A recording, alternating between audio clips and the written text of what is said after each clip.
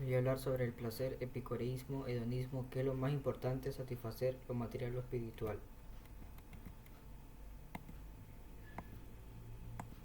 El placer se refiere a la experiencia de que algo, cosa, acción, sentimiento, etc.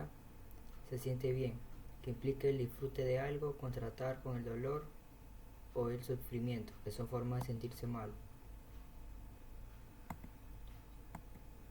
Interrogante sobre el placer. ¿Qué es el placer en la filosofía?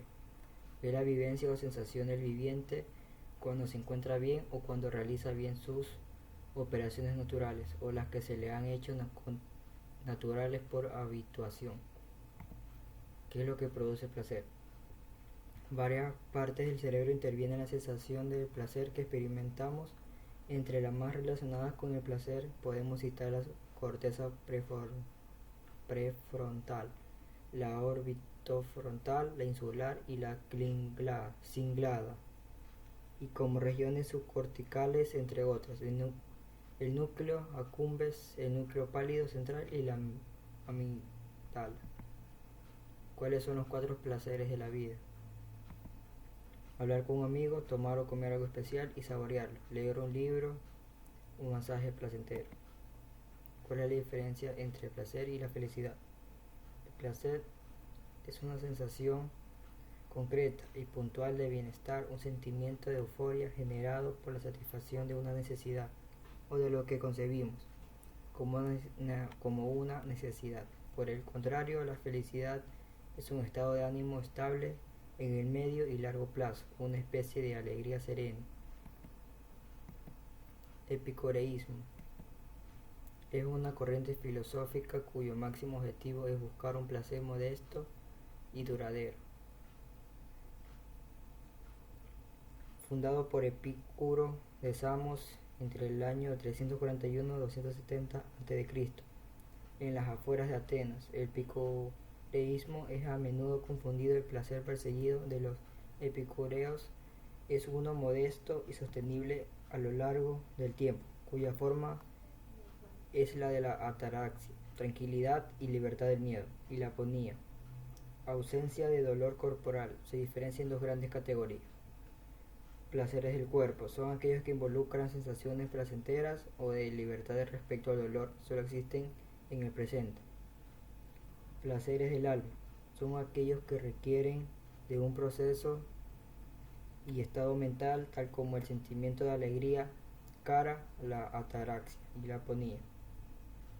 Estos placeres y también el sufrimiento como su contrario se involucran en la satisfacción de los apetitos. Los apetitos, según el epicureísmo, pueden ser apetitos naturales necesarios, comer, abrigarse, dormir, apetitos naturales y no necesarios, apetitos no naturales y necesarios, la fama, el dinero, el poder. Tipos de conocimiento según el epicureísmo se pueden dividir en la física, se dedicada al estudio de la naturaleza desde una perspectiva atomista; la canónica o criteriología se ocupaba de los criterios por los cuales podemos diferenciar lo falso de lo verdadero; la ética fue aquella rama del pensamiento epicúreo que desarrolló un hedonismo ético y en cuyo trabajo se puede ver la culminación de todo el sistema del pensamiento filosófico epicúreo. Hedonismo. En el griego es donde podemos encontrar el origen etimológico de la palabra hedonismo. Esta procede del término hedonismo, que se conforma por 2 partes claramente diferenciadas: hedone, que es sinónimo de placer, y el sufijo ismo, que puede definirse como cualidad o doctrina. Origen del hedonismo.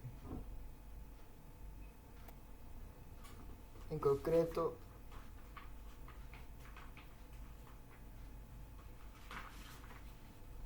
esta filosofía que establece como objetivo de la vida el placer de los sentidos fue impulsada por el filósofo griego Epicuro de Samos, que vivió en el periodo comprendido entre los siglos 4 y 3 a.C.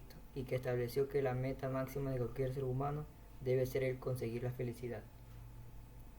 Ello supone, por tanto, que haya que satisfacer de manera moderada las necesidades que tenga su cuerpo, que deba buscar los bienes materiales que le dan seguridad, que cultiva la amistad, el amor, las letras y las artes, dando que la idea de placer es subjetiva, intelectuales como ideas muy diferentes suelen ser incluidas dentro del grupo de los hedonistas.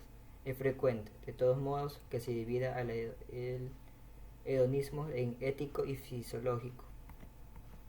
Escuelas clásicas. La escuela epicúrea, en cambio, asociaba el placer con la paz y la calma. El principal énfasis de esta doctrina se encontraba en reducir el deseo y no en obtener placer de manera inmediata. Hedonismos en la actualidad.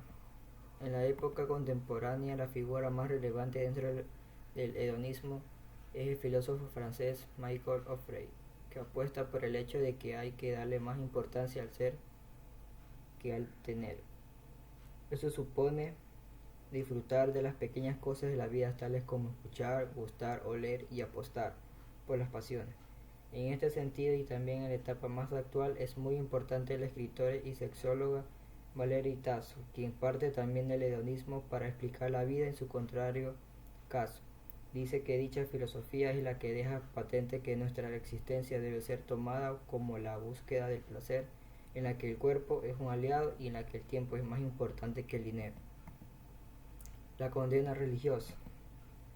Cabe destacar que diversas religiones condenan el hedonismo por considerar que carece de moral. La religión católica, por ejemplo, sostiene que el hedonismo atenta contra los valores de su dogma, ya que privilegia el placer que encima del amor al prodigio e incluso a Dios.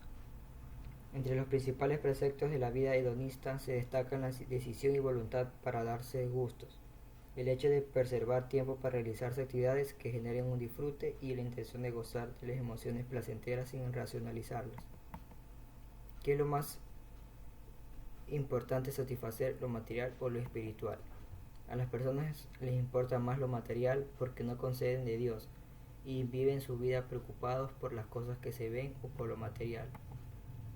Trabajo, dinero, etc. Una vez que la persona tenga experiencias con Dios, de seguro que va a empezar a buscar más de Dios y así dejar a un lado su deseo materialista. Pero es con ayuda de Dios que ese deseo o ambición por lo material se deja para conseguir las cosas de Dios.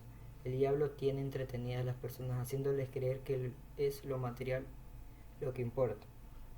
En lo espiritual es imperecedero y lo material llega a su final.